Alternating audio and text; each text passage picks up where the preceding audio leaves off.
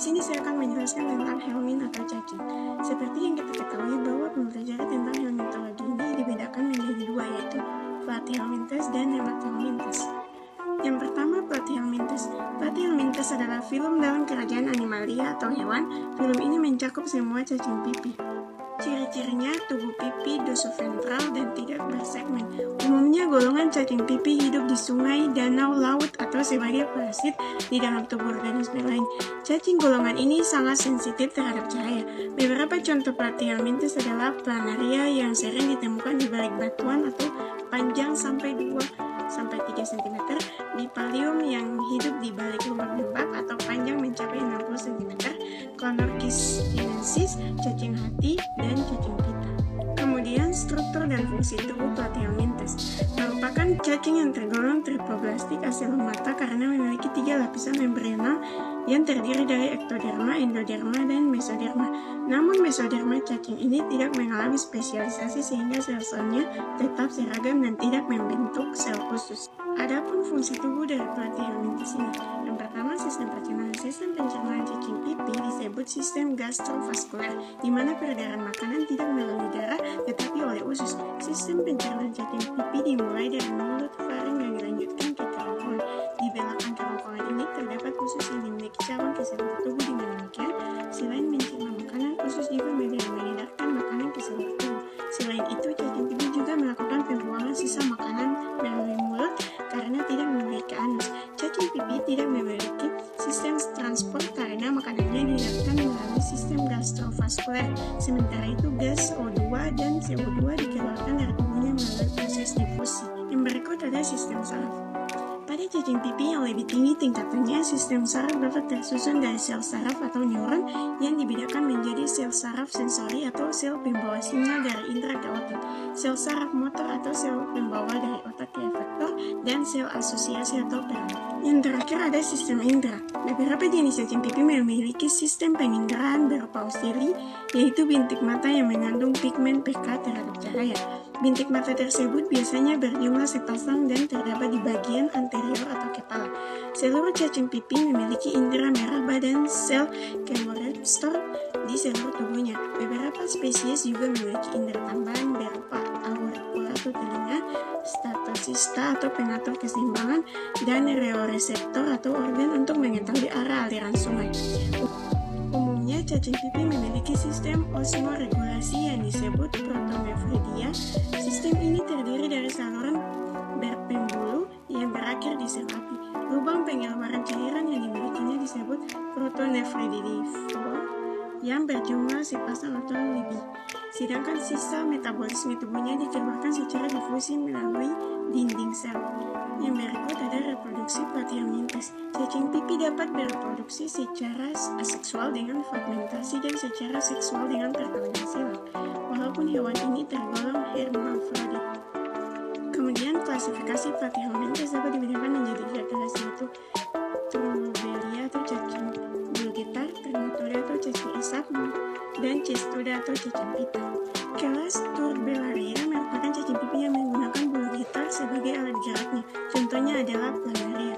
Kelas Trematoda memiliki alat isap yang dilengkapi dengan kait atau melekatkan diri pada inangnya karena golongan ini hidup sebagai parasit pada manusia dan hewan. Beberapa contoh Trematoda adalah Fasciola atau cacing hati, Clonorchis, dan Schistosoma. Kelas Cestoda memiliki kulit yang dilapisi ketin sehingga tidak tercemar oleh enzim di usus inang. Cacing ini merupakan parasit pada hewan, contohnya adalah Taenia solium dan Taenia saginata. Spesies ini menggunakan scolex untuk menempel pada usus inang. Taenia bereproduksi dengan menggunakan telur yang telah dibuai dan di dalamnya terkandung larva yang disebut oncosphere. Yang berikut ada siklus hidup. Yang pertama, siklus hidup Fasciola hepatica, yaitu dari telur bersama feses, larva Bersilia atau Mersidium, siput air atau Limnea auricularis atau Limnea javanica, kemudian sporokista menjadi radia cercaria keluar dari tubuh siput, menempel pada rumput atau tanaman, kemudian membentuk kista atau metacercaria, kemudian dimakan domba atau hepatica atau sapi atau gigantica, kemudian masuk usus, kemudian hati, dan terakhir sampai dewasa. Yang kedua, Clonorchis sinensis, telur bersama feses, kemudian Miracidium, kemudian siput air, kemudian Sporokista, lanjut menghasilkan iridia, kemudian menghasilkan serkaria, kemudian keluar dari tubuh siput, kemudian ikan air tawar atau menempel di ototnya, kemudian membentuk kista atau metaserkaria, kemudian ikan dimakan, masuk di dalam saluran pencernaan, kemudian hati, dan terakhir sampai dewasa. Selanjutnya Schistosoma javanicum, yaitu dimulai dari telur bersama feses, kemudian Miracidium, siput air, Sporokista, menghasilkan iridia, kemudian menghasilkan serkaria, keluar dari tubuh siput, menembus kulit manusia, kemudian membuluh darah vena. Dan yang terakhir ada Taenia saginata, Taenia solid.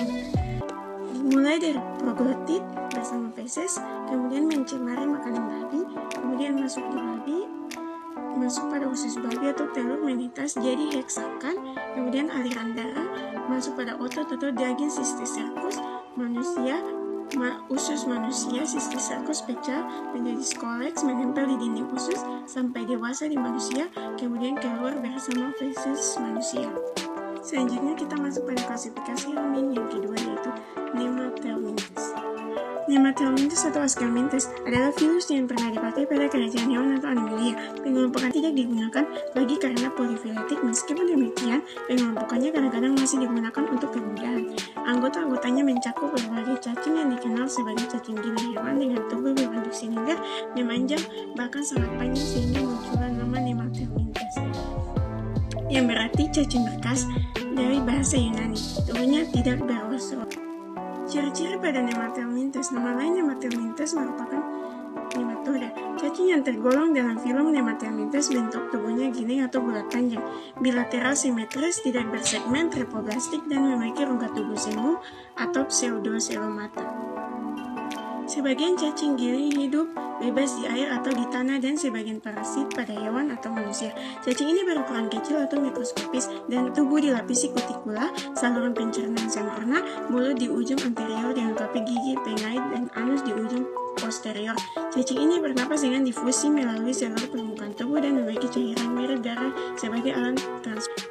Cara hidup Nemathelminthes. Nemathelminthes ada yang hidup bebas, ada pula yang parasit pada manusia. Nemathelminthes yang hidup bebas terdapat di tanah becek dan di dasar perairan, berperan untuk mengeluarkan sampah organik, sedangkan parasit akan hidup di tubuh inangnya dan memperoleh makanan dengan menyerap nutrisi dan darah dari inangnya. Hampir seluruh hewan dapat menjadi inang bagi Nemathelminthes.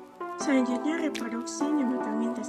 Nemathelminthes umumnya bereproduksi secara seksual karena sistem reproduksinya bersifat monokoris, yaitu alat kelamin jantan dan betinanya terpisah pada individu yang berbeda. Fertilisasi dapat mencapai lebih dari 100.000 telur per hari. Saat berada di lingkungan yang tidak menguntungkan, maka telur dapat membentuk kista untuk perlindungan dirinya. Selanjutnya, klasifikasi Nemathelminthes. Nemathelminthes terdiri dari dua kelas, yaitu Phasmidia dan Plasmidia.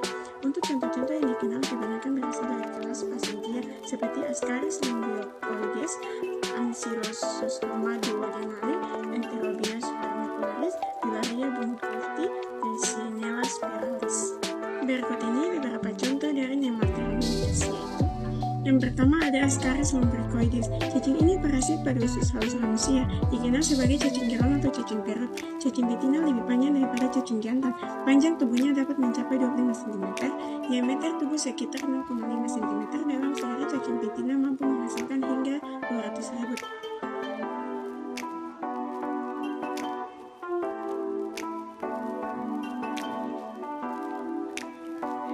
Adapun daur hidup Ascaris lumbricoides, yaitu yang pertama telur bersama feses penderita, kemudian termakan oleh manusia, kemudian menetas menjadi larva dalam usus halus, kemudian larva menembus indung usus, lalu ikut aliran darah ke jantung, kemudian masuk ke paru-paru, lalu masuk trakea, kemudian tertelan lagi, kemudian masuk lambung, dan terakhir di usus halus menjadi cacing dewasa. Kemudian yang kedua, Ancylostoma duodenale. Disebut juga cacing tambang, banyak ditemukan di daerah pertambangan. Panjang tubuh cacing ini sekitar 1 hingga 1,5 cm. Parasit pada usus manusia dengan gigi-gigi kaitnya, cacing ini menempatkan gigi diri pada dinding usus dan menghisap darah dari inangnya. Oleh karena itu, cacing ini dapat menyebabkan anemia. Larva cacing ini menginfeksi manusia melalui kulit, telapak kaki yang tidak beralas. Kemudian daur hidup Ancylostoma duodenale. Telur keluar bersama fesis penderita, kemudian ditanam menetas menjadi larva. Larva menembus kulit telapak kaki tanpa alas, ikut aliran darah ke jantung, masuk ke paru-paru, trakea, tertelan, masuk ke lambung, dan terakhir di usus menjadi cacing. Yang terakhir Enterobius vermicularis. Disebut juga Oxyuris vermicularis atau cacing kremi. Parasit pada usus bersama manusia. Jika akan bertelur, cacing betina bermigrasi ke daerah sekitar anus sehingga menimbulkan rasa gatal. Bila tanpa sengaja kita menggaruknya, kemudian tanpa cuci tangan, maka telur cacing ini dapat tertelan kembali. Cacing betina panjangnya sekitar 1 cm, sedangkan pada cacing jantan panjangnya sekitar 0,5 cm. Kemudian Yersinia spiralis, parasit pada manusia dan hewan atau tikus, anjing, babi. Infeksi karena cacing ini dinamakan Thesionosis. Lematomeninges bersifat lipoblastik, pseudolemata, tubuh giling, tidak bersegmen, jenis kelaminnya Gonocoris. Cacing ini memiliki sistem pencernaan sempurna, sistem pernapasannya secara difusi melalui permukaan tubuh, alat ekskresi berupa nephridium, sistem saraf tanda tali. Mungkin itu saja yang dapat saya jelaskan, kurang dan lebihnya saya mohon maaf.